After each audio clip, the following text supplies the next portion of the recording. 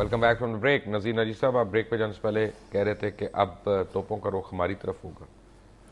जी, एक तो आज करजई साहब ने तो प्रेस कॉन्फ्रेंस कर भी दी। आप ये देखिए ना, हमारे यहाँ कन्फ्यूजन कितना था चिदम्बरम की कि भी इसी तरह की स्टेटमेंट साढ़े है। 12 बजे तक दिन के पाकिस्तानी हुकूमत के किसी भी इदारे का, किसी ऑर्गन का, किसी शख्सियत का रद्दअमल नहीं आया था। मुश्किल से फॉरेन ऑफिस का मेरा ख्याल है कोई 1 बजे करीब कमेंट आए, वो भी ये थे कि अमेरिका ने अपने मनसूबे के, अपने उसके प्रोग्राम के तहत ऐसा कर लिया, यानी हम शरीक नहीं थे, ये था। उसके बाद वज़ीर-ए-आज़म साहब शाम को कहीं आए। एक तरफ अमेरिका का सदर जो आके यहाँ एक्शन करते हैं, उनके सदर ने तकरीर कर दी।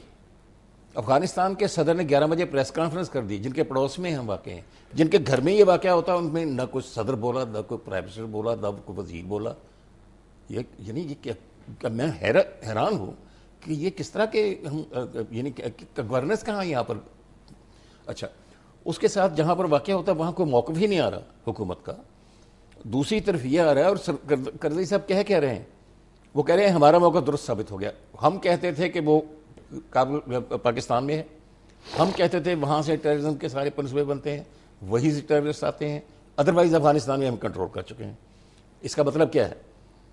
अब ये एक स्टैब्लिश की जाएगी थ्योरी कि टेररिज्म का मरकज़ पाकिस्तान में है, अफगानिस्तान में अमेरिकन फोर्सेस के खिलाफ जो कार्रवाइयाँ होती हैं पाकिस्तान के टेररिस्ट करते हैं, लिहाजा उनके साथ वही किया जाए हॉट परसूट, जैसे कि उसामा के खिलाफ किया गया। तो ये चिदम्बरम ने भी इसी तरह की स्टेटमेंट दे दी है आज। वो मैंने नहीं सुन, उसने वो उन्होंने कहा है कि दहशतगर्दी के असल ठिकाने जो हैं वो पाकिस्तान में ही ये तो इंडिया का तो पुराना है ना जी। लेकिन इंडिया में अब ये सोच आएगी।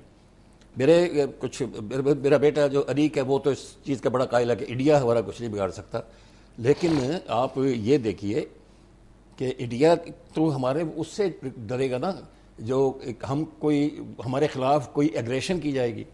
लेकिन अगर इंटरनेशनल कोई ऑर्गेनाइजेशन आ गई या यूएन के जरिए ये हॉट परसूट होने लगा, फिर हम कहाँ जाएंगे? तो अब आपको लगता है कि उसामा बिन लादेन की इस यानी एबटाबाद में प्रेजेंस के बाद पाकिस्तान मजीद मुश्किलात का शिकार होगा? पाकिस्तान प्रूव हो गया ना कि पाकिस्तान में उसामा बिन लादेन जैसा बड़ा इंटरनेशनल टेररिस्ट रह सकता है और उसको छुपाया जा सकता है वहाँ, तो दूसरे तो टेररिस्ट वहाँ यकीनन होंगे, उनके भी अड्डे वही होंगे, उनकी पनाहगाहें भी वही। लेकिन एक बात तो है ना कि प्रेसिडेंट ओबामा ने खुद पाकिस्तान को क्रेडिट दिया है इस बात का कि उन्होंने शेयर की इंटेलिजेंस हमसे, और पाकिस्तान क्रेडिट लेने को तैयार हो। अब पाकिस्तान का मसला मुझे नहीं समझ आ रहा। पाकिस्तान का मसला सीधा है जी कि जो अब इंतकामी कार्रवाइयाँ होंगी, अमेरिकी तो उसके लिए तैयार हैं। उनका वो जो CIA के चीफ है उसने कह दिया है कि हम हर जगह हमें अलर्ट रहना पड़ेगा।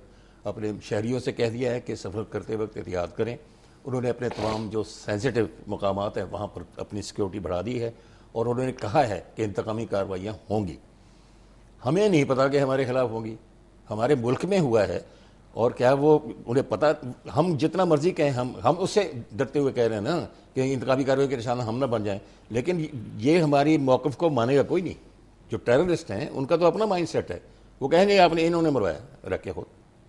तो क्या सोवियत यूनियन के बाद जिस तरह से क्लैश ऑफ सिविलाइजेशंस के नाम पे चढ़ाई की गई तमाम यानी इराक के ऊपर भी, अफगानिस्तान के ऊपर भी, यमन के ऊपर भी टाइट किया गया स्क्रूज, अल्जीरिया पे भी, तो अब उसामा की हलाकत के बाद क्या अमेरिका कोई नया एनिमी ढूंढेगा?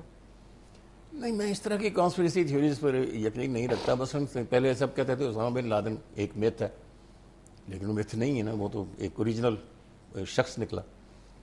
इसी तरह ये मतलब इराक पर जो हमला हुआ था वो मैं कॉन्स्पिरेसी उसे मानता हूँ, क्योंकि वहाँ पर उन्होंने जो UN में थीसिस पेश किया था न्यूक्लियर कैपेबिलिटी का, उसकी वो झूठ निकला, उन्हें सब खुद भी मानना पड़ा।